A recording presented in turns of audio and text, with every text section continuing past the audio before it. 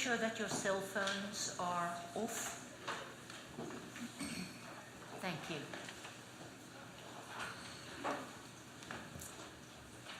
Live your life as an experiment. Chogyam Trungpa, the founder of Naropa, said that. And it's kind of a no-brainer when you think about it. Everything keeps changing. Everything is shaped and colored by everything else. And we have little, if any, control over any of it. So we may as well live it as an experiment. I'm the 2016-17 Lenz Scholar. What that means is that I have to come up with something that brings together the teachings of the Buddha with some aspect of American culture. What could be more culturally American than violence? Not exclusively, of course. There's plenty of violence in South Africa, where I was born and raised. In fact, it seems that regions of the world not beset by violence today are the exception rather than the norm. I believe that it's possible, in fact crucial, that we change the way we think about violence. I've proposed that the binary us and them mentality that we routinely apply to violence is not working. It seems to be fixing to destroy the planet and everything on it, including ourselves. So perhaps our best chance of dodging this mother of all bummers may be a return to the fundamentals of the Buddhist teaching. The Buddha pointed out the obvious. Again, everything keeps changing. Every experience we have is interrelated with everything else. And our attempts to control the whole thing are doomed to failure.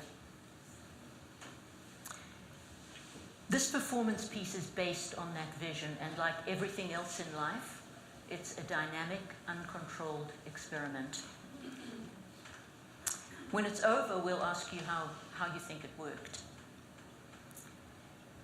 This is a presentation about violence, and violence tends to be upsetting. So you may hear and see things that surprise or even distress you. It's not our intention to upset you. There just doesn't seem to be any way to ignore the fact of violence as an aspect of our human experience. This fact raises an urgent question. If violence won't go away, is there a sane and productive way to relate to it? Tibetan Buddhists seem to think so. An example I've used in my research is the practice of chöd. The images of charnel grounds and wizened Tibetans playing drums and bells, as well as the sounds of those drums and bells, are drawn from the chöd tradition. The word chöd means cut or sever. And what is cut or severed is the practitioner's most basic us and them construct, namely the illusion that there's a solid me that's exempt from the nature of reality, an unchanging self disconnected from others that we can control if we just find the magic formula or meditate hard enough or read The Secret.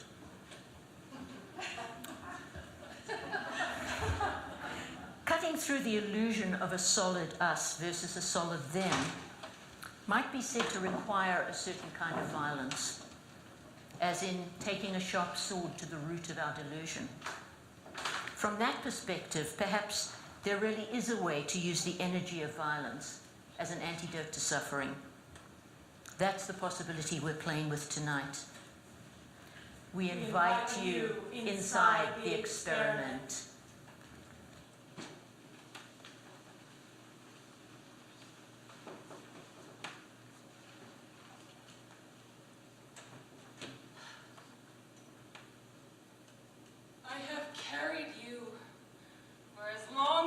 Remember. Longer, I think. You were there every time I thought, that's it. I'm going to sink. That's all I can take. That's all I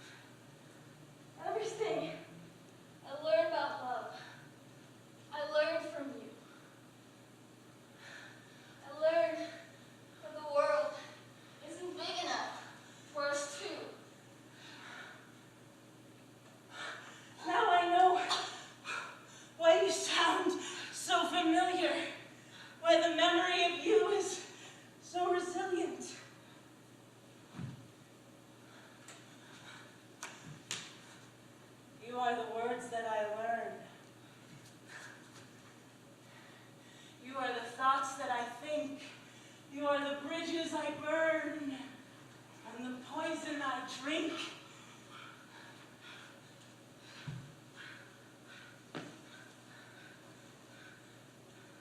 I have carried you for as long as I can remember.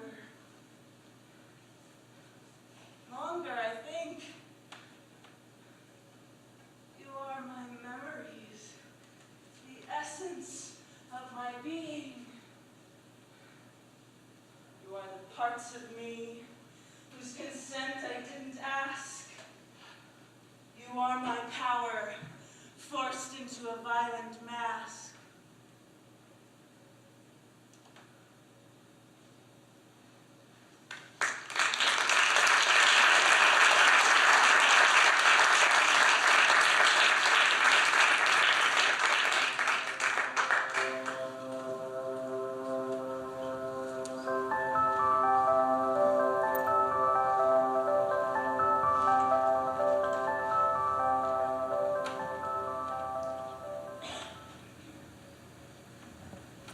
Racist.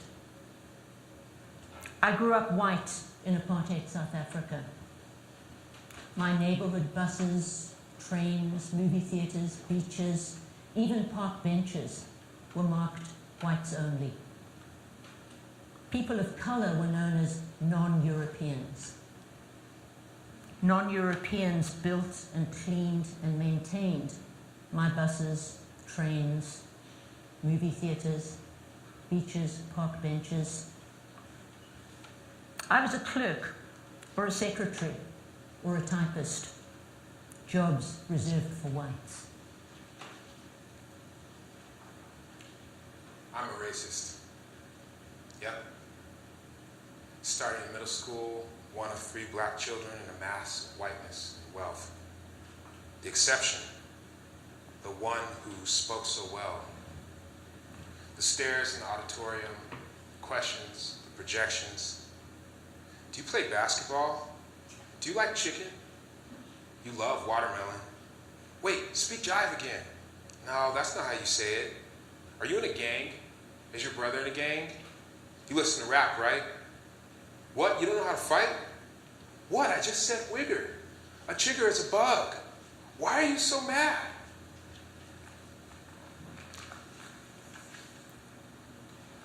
Apartheid is evil, my father grumbled from his Marxist armchair.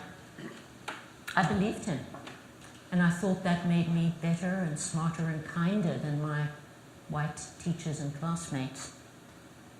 Being anti-apartheid meant I wasn't a racist, right? Wrong.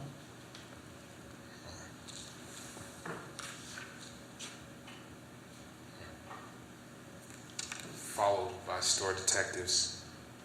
Go back to Africa! As I stood waiting for the bus. Don't look the cops in the eye at the crosswalk. Oh, look. Oh, here they come. Yeah, I work here. Yeah, the pizza place. Yeah, right here. Well, you're gonna take my ID? Oh, you're gonna take our Swiss Army knife. I got out of there as fast as I could. I hitchhiked across Europe. At every youth hostel, young white American men demanded to know just exactly how I had the nerve to be a white South African. Then they wanted to fuck me. I started telling them I was from New Zealand. It made the fucking feel less like rape.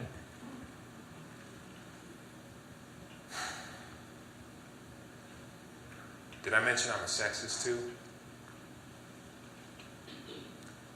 What they did to her in the back of the bus, and how I watched in silence. Terror to be left out of the brotherhood. How they called him a fag and pushed him into the bushes daily, and I watched, a witness, a helpless pair of eyes. How I passed around Playboys, how I rode in the backs of trucks and leered at girls, a rolling menace. How I stopped listening as soon as she talked. How I laughed at the party when he described, drunk, then this bitch, out of my mind, screaming, crying, about to explode. At 22, I boarded my first London bus. a black man sat next to me. Every cell in my body screamed alien, dirty, dangerous. Surprise, I'm a racist after all. Today I'm still blindsided by buried assumptions about the inferiority, lesser intelligence, and questionable hygiene of people of colour. I still shrink involuntarily from their perceived otherness.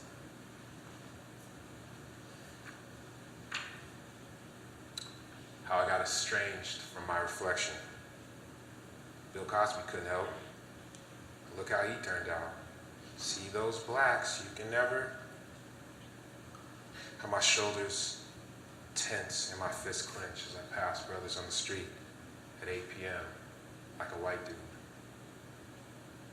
How I walk past 3 black girls in school, head down and slightly tilted to the left. I'm an individual. How girl meant blonde. How I hated my nose. Why wasn't I a white cartoon, animated, with big eyes? Here in Boulder, I live on stolen land.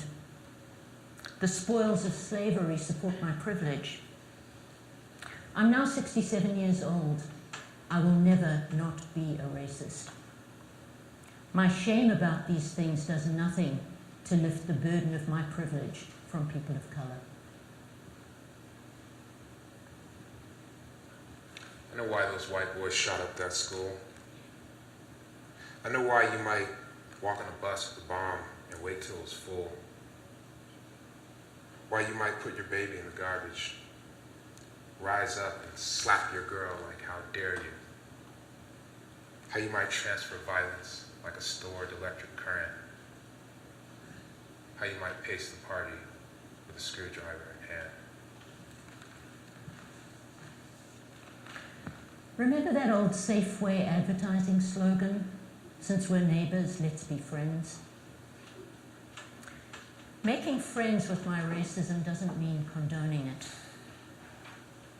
It means not grasping at some idea or belief or resolution or assurance or affirmation or strategy to make its stickiness and stench and shamefulness go away. Making friends with my racism means training to meet it on the ground of sanity.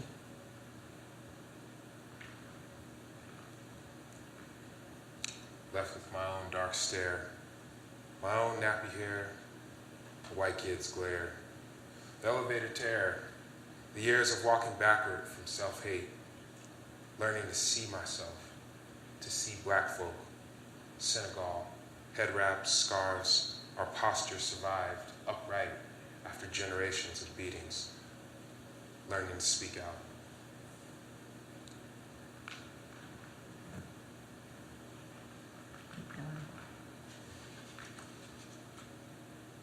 So I'm learning to speak, to be strong in the truth of what I've seen. When I talked folks down, called out bullshit, when I called halt, explained, educated. Now life has asked me to talk to white people about skin color, about race, to break the myth of all good.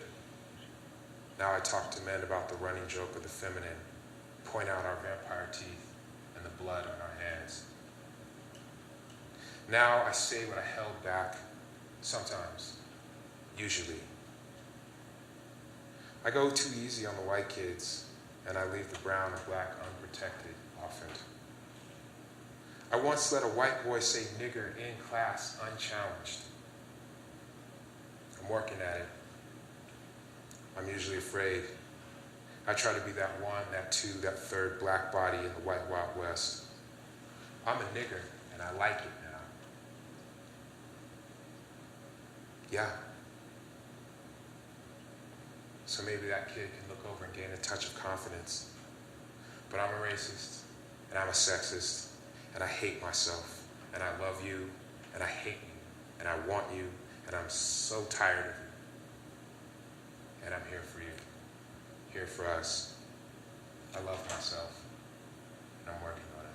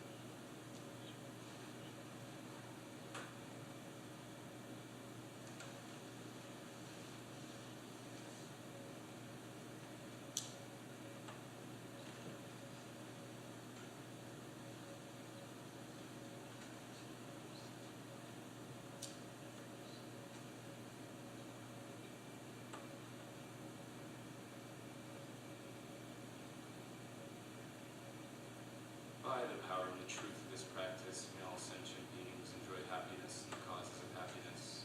May they all be free from suffering and the causes of suffering. May they not be separated from the great happiness devoid of suffering, and may they dwell in the great equanimity that is freed from attachment and aversion.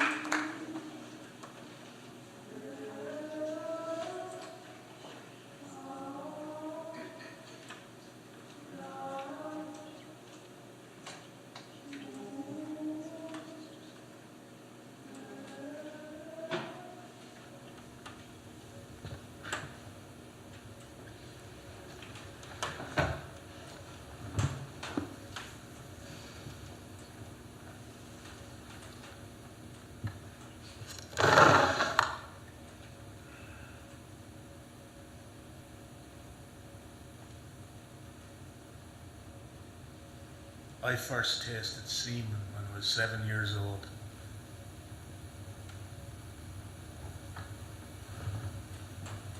Nothing to say. Certainly a startling opening line. What is that? Irony? I'm sorry. Let's start again.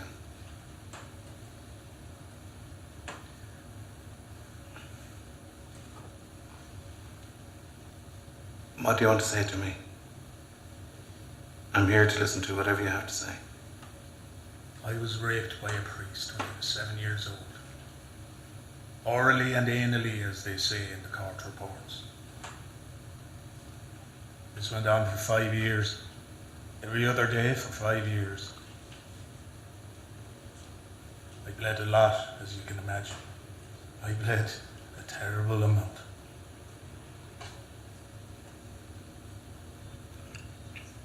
Have you spoken to anyone about this? I'm speaking to you now.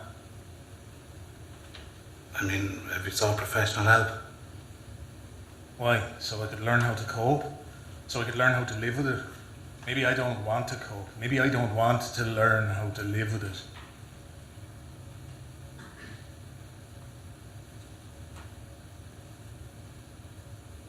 Why don't you make a formal complaint? You can testify. The man's dead.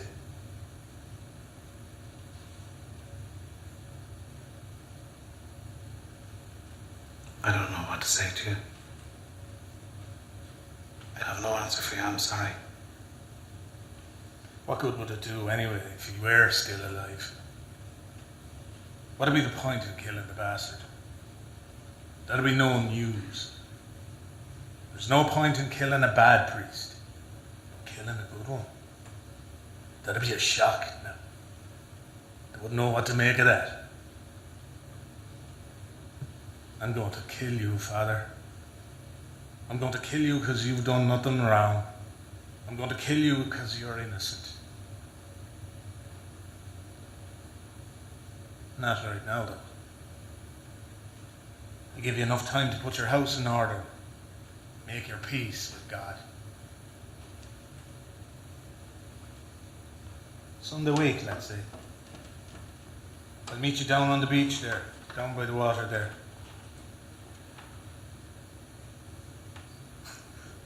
Killing a priest on a Sunday. That'll be a good one. Do you not have anything to say to me, Father? Not right now, no. But I'm sure I'll think of something by Sunday week.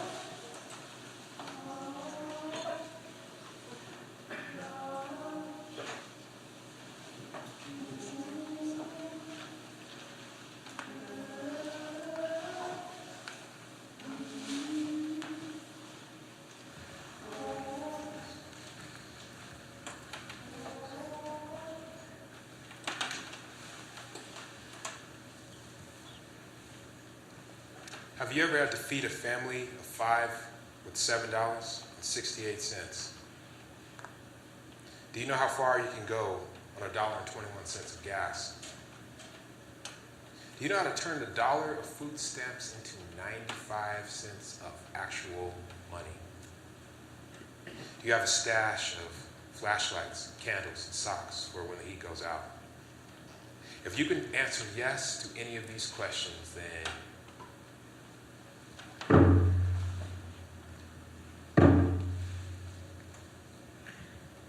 It's not about race, my girl, grumbled my proudly working-class Cockney father. It's about class, not about race. In apartheid South Africa, I rolled my eyes and held my tongue.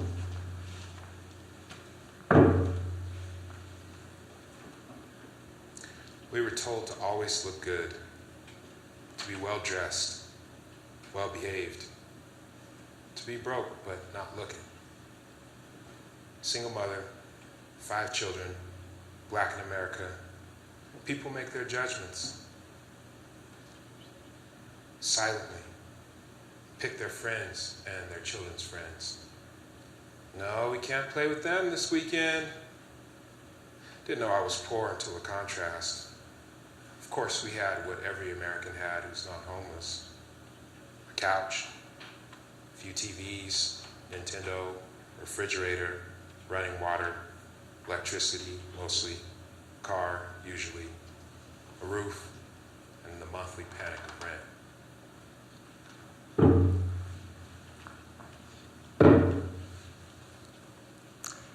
Katie was our maid and my nanny. Katie was coloured, a brown descendant of Malaysian slaves or black-white liaisons. When she took me into town, she rode in a second-class train carriage. I rode first class. Third class was for blacks. As a white, I was an upper-class South African citizen. But my classmates were even higher class. My parents and I shared a small room in someone else's apartment. Then we moved to a larger room in a boarding house where we shared a bathroom with 3 other families. I was in first grade before we had our own apartment.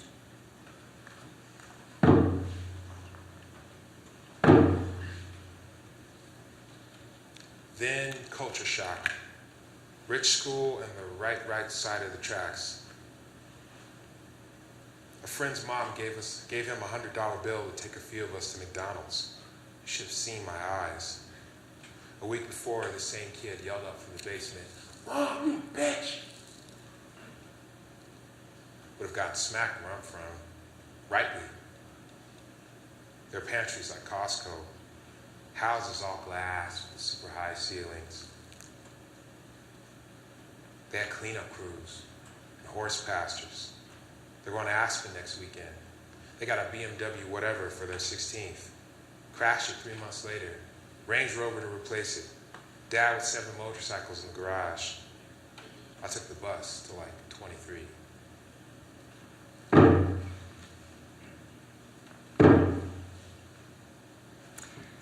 In 1994, apartheid ended. South Africans danced in the streets. Desperate shack dwellers poured into the white neighborhoods and took everything they could lay their hands on. I'd have done the same. A newly liberated black middle class clawed its way up the social ladder immediately and with ferocious desperation. I'd have done the same.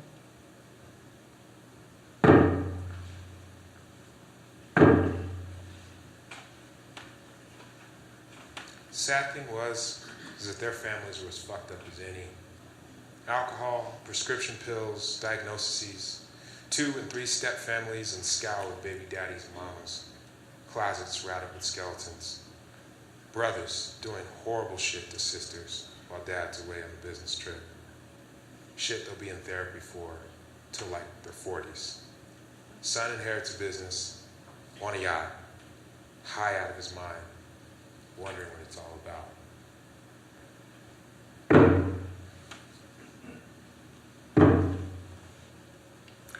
Today, most South Africans still live in grinding poverty.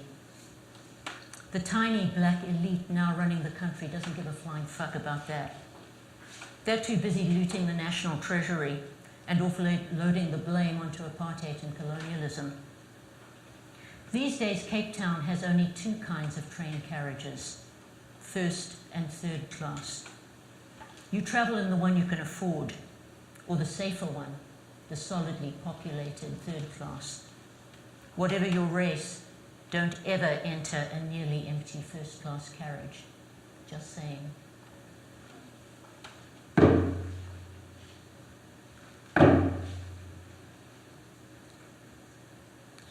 these folks control the world. 80% of the wealth to 10% of a whole plane full of them with a leash around billions. Planet of serfs. Which side are you on? You got water, you can just leave running. You got lights at the flick of a finger. You got clothes made in a frenzy. You're writing this on microchips assembled by fine teenage fingers contemplating suicide. Someone's gonna get us one day.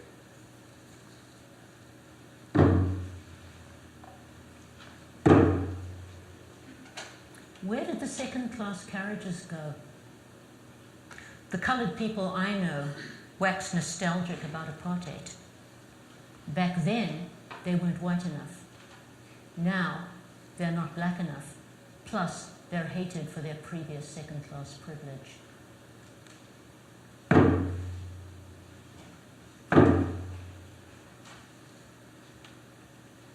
Remember back, some of you olders, when the planes turned missile kamikaze into the bank towers? Watching it, I had a feeling like touchdown. Like, yeah, motherfuckers, tampering with nations, someone got you. Fuck you, Goliath. That is, until the towers fell.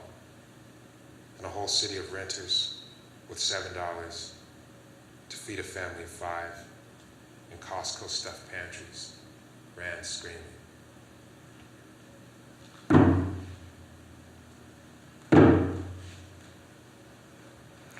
In apartheid South Africa, sure, class was racialized. But my father was right. It really was about class all along.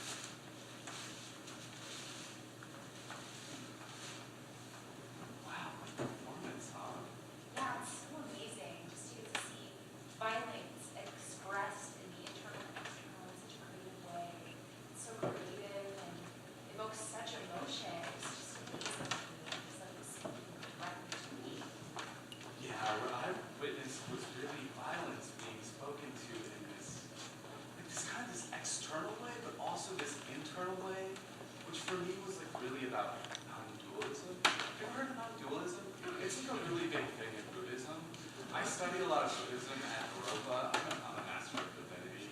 And we study a lot about this Buddhist stuff about non-dualism, and it's like, these sides of the binaries, they're really like this one and the same thing.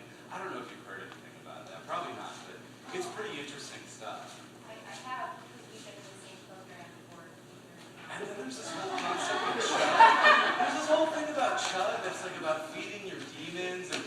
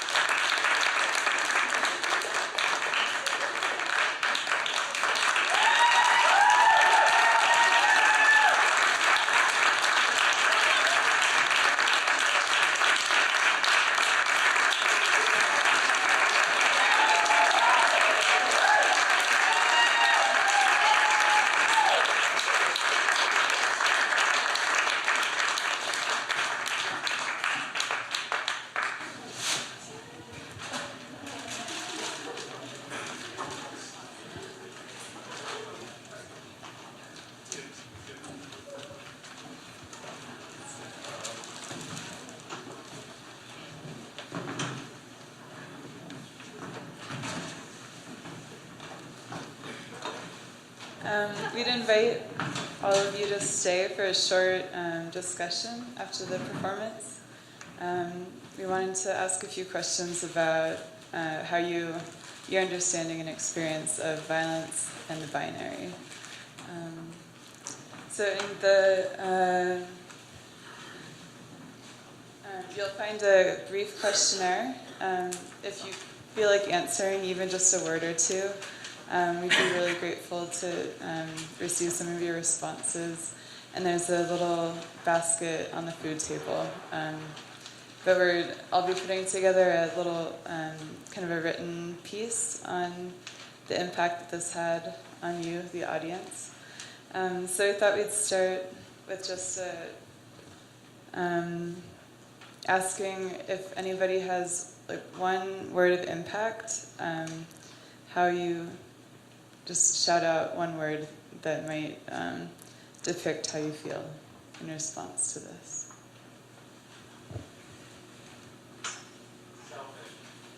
Selfish. Truth. Direct. And direct. Ignorance. Ignorant. Ignorance. Dancing. Dancing. Liberated. Liberated. Heavy. Heavy. Grateful. Grateful. Get on the head. Pin on the head. Hit. Hit on the head. I wonder if any of the performers have anything they want to throw out. Banana cream. Banana cream.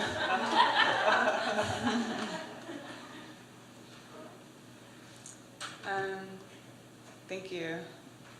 So the first question that I'm wondering about is if you're comfortable sharing in what areas of your life you experience or witness violence. And we have a microphone, so if anybody feels like offering, we'll come to you.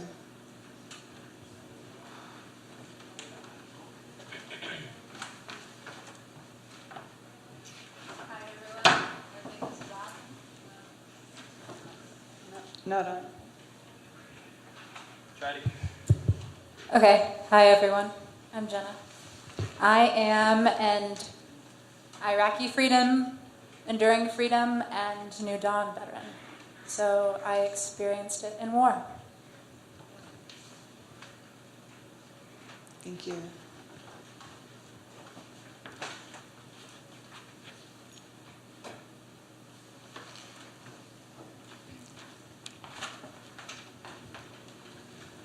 I experience, as many of us do, the structural violence of our current political climate.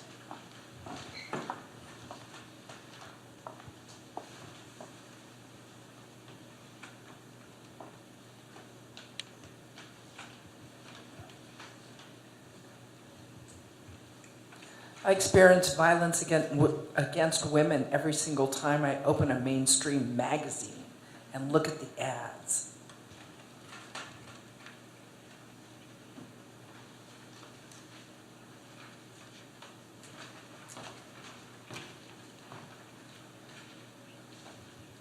Vicariously, I experienced violence in the recent violent deaths of 2 family members.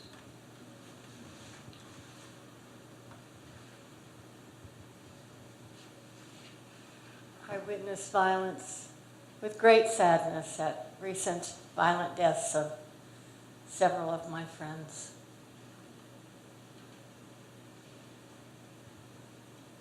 I spent a career in law for 35 years working with domestic violence victims, and I spent 2.5 years listening to people seeking protection from the court, usually in a domestic situation, but a lot of different situations. So I listened to those stories as a judge every day for that period of time.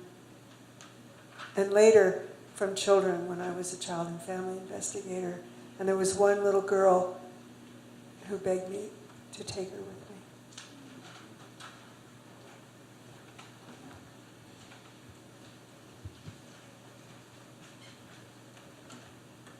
I experience it when I think over and try to enumerate the number of people to whom I'm directly or not so directly, well, mostly directly related to who have been murdered. And how I can't think of them all at the same time. I can't count them up. And I wonder about that.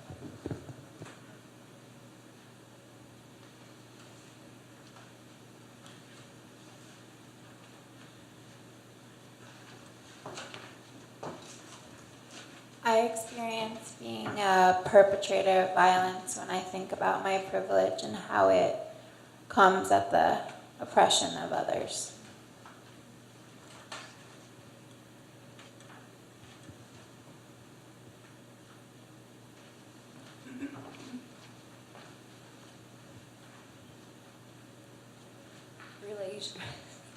Relationships and communication, or lack of it, lack of communication, that is. But yeah, the violence often manifests in communication that isn't direct, or yeah, this just like isn't being real.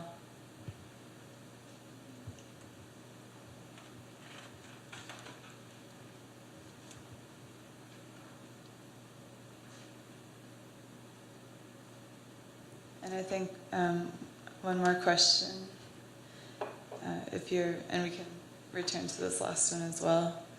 But what relevance do you think the binary has to violence? That was another theme of the night, was exploring the binary, and curious if anybody has any reactions to the intersection of that.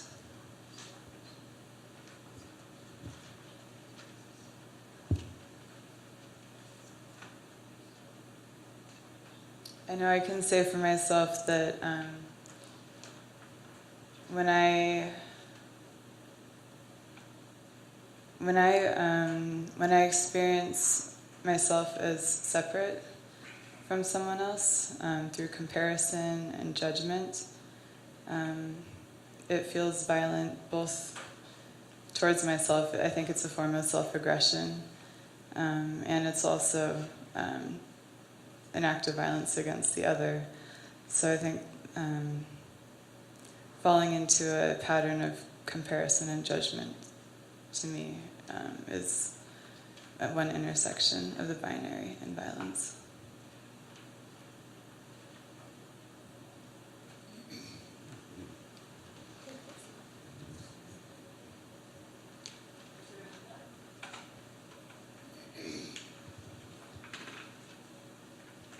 Some of you have heard me say before that positioning violence against non-violence is another way of doing us and them. Because we, of course, are the good non-violent ones, and they are the bad violent ones. And this is the kind of thinking that I'm suggesting is not helping us, is actually running into a dead end. And I'm curious to know what thoughts you might have about that.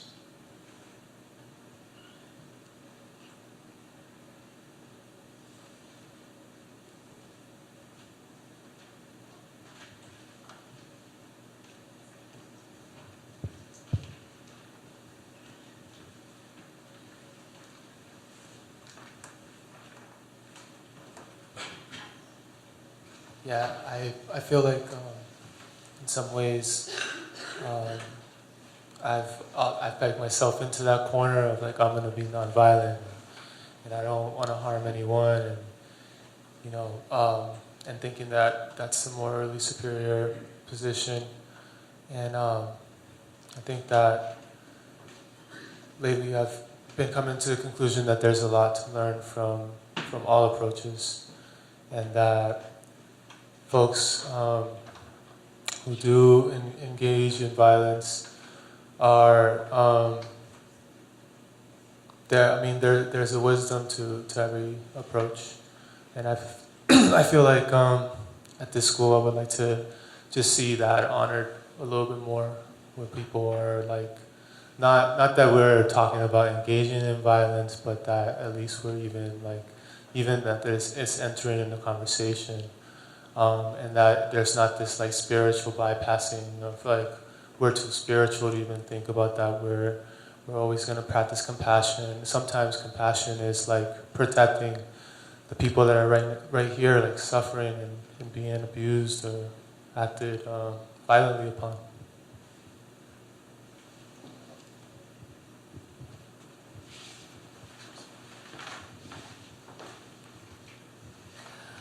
When I talk about the current political climate, I mean especially an environment where if we disagree with someone, we demonize and hate them and justify violent language and activity toward them.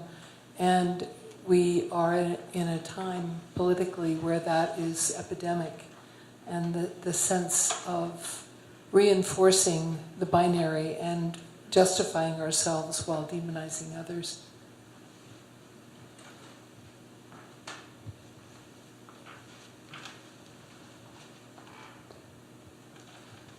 I find for myself, I have to start with myself, and I see violence everywhere. Anytime you turn on the TV, there's all this violence, and what it seems to do for me is create anxiety within myself, or if I'm in a relationship with a person and conflict comes up, and that anxiety comes up, all I can do is rest in my own feelings and heart.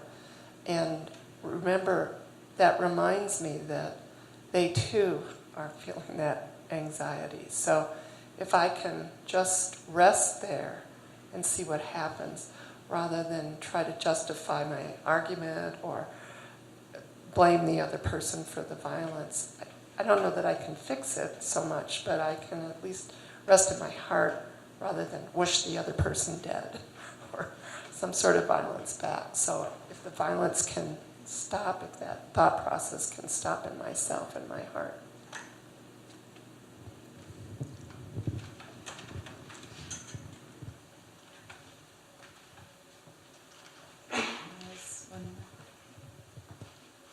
I found myself creating another binary between conscious violence and unconscious violence, and trying to focus more on instead and like, how can I exercise choice over what violence I participate in?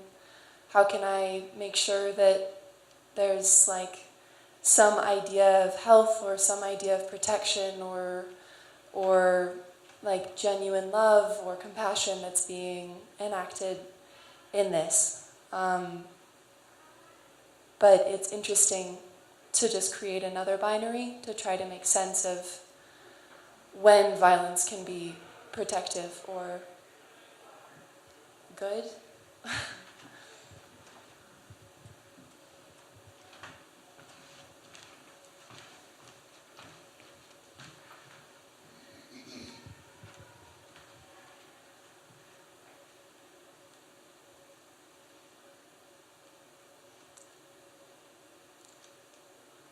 The binary of good and evil seems to me to intertwine often. And in the very, very recent violence within my inner circle, I felt this circle expanding out, surrounding those who've experienced it on many different levels, and surrounding with love and support and encouragement for not losing heart. And in some ways the words sound shallow, but it's been very deeply felt within my inner circle, and expanding out to we are all one. And in some ways through prayer and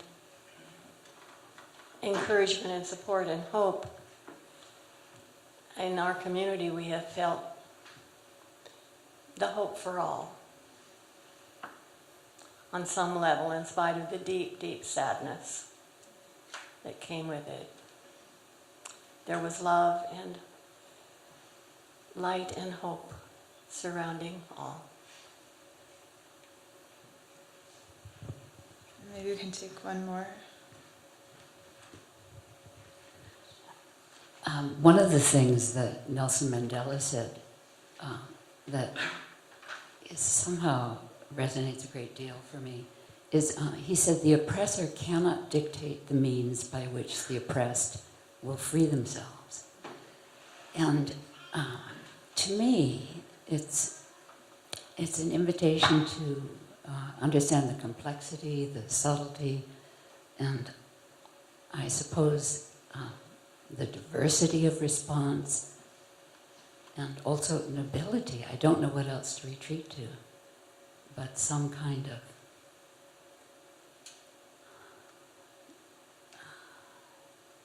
very broad approach. Because what else do we have but our humanity and some kind of nobility? So that's it.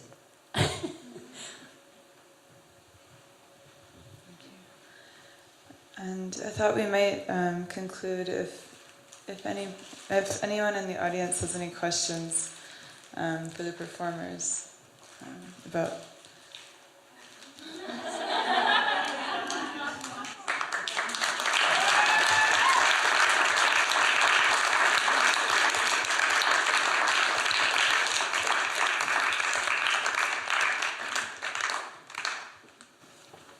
Or we can just finish here.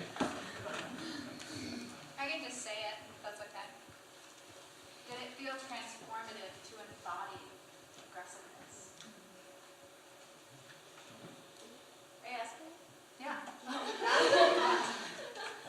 Yes. Yeah. I don't get to do that any time.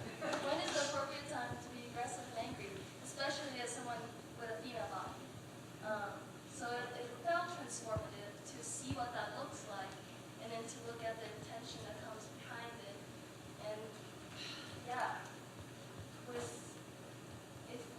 I were to care about social issues, I have to understand how violence works within myself and how I could channel it to help people. Yeah, for sure.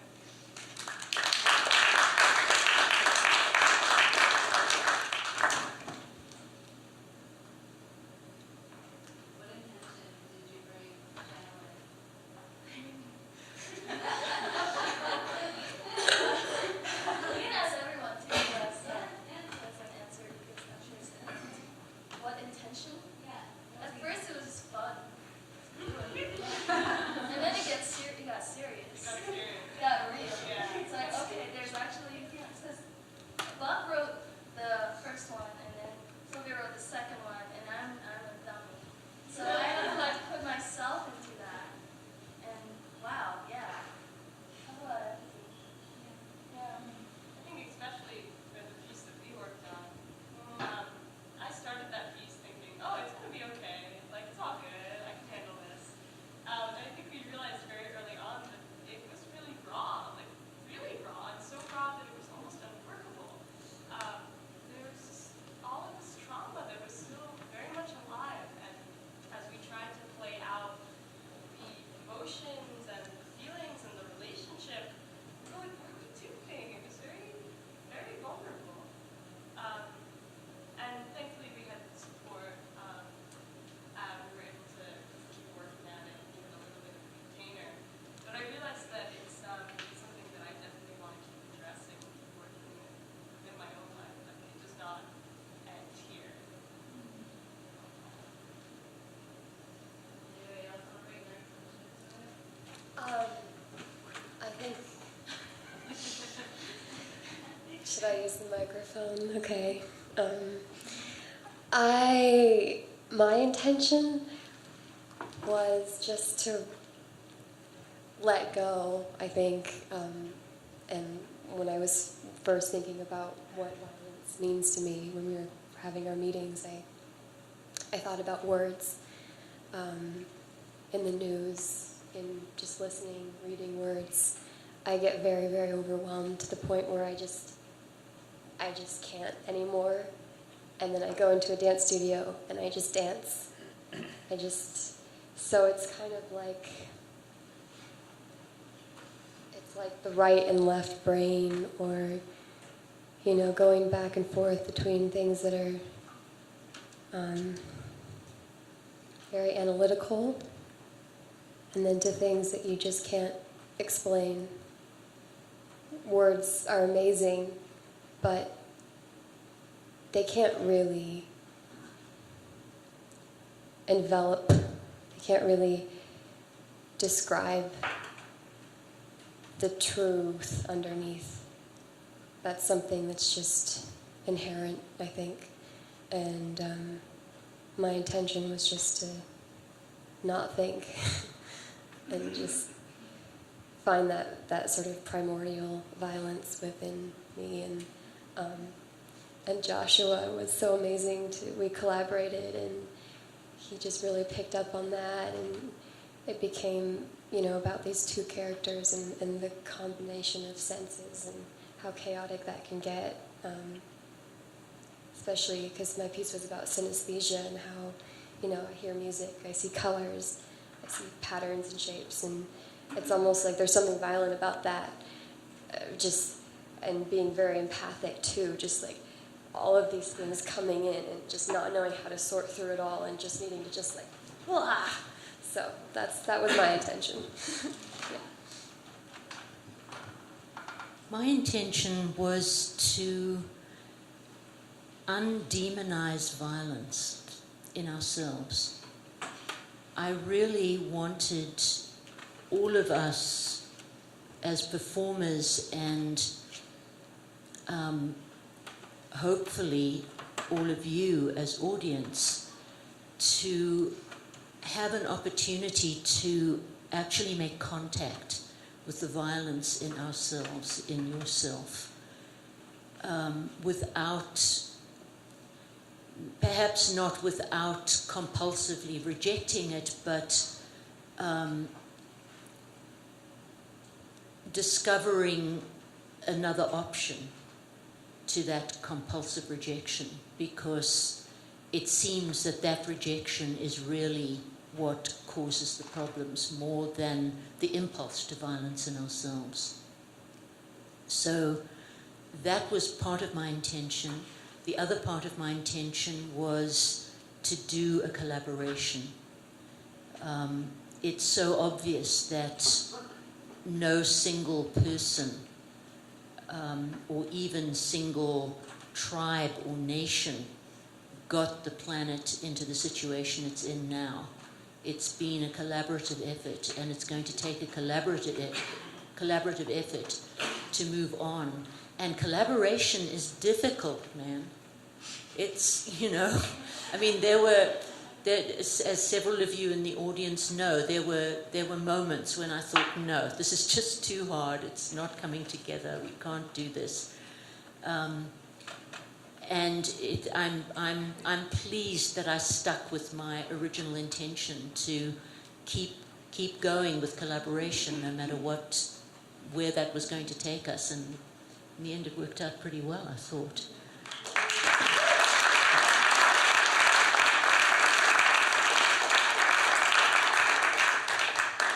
Thank you so much for participating. And if you feel like giving any more answers on this sheet, you can leave it on the table outside. Thank you.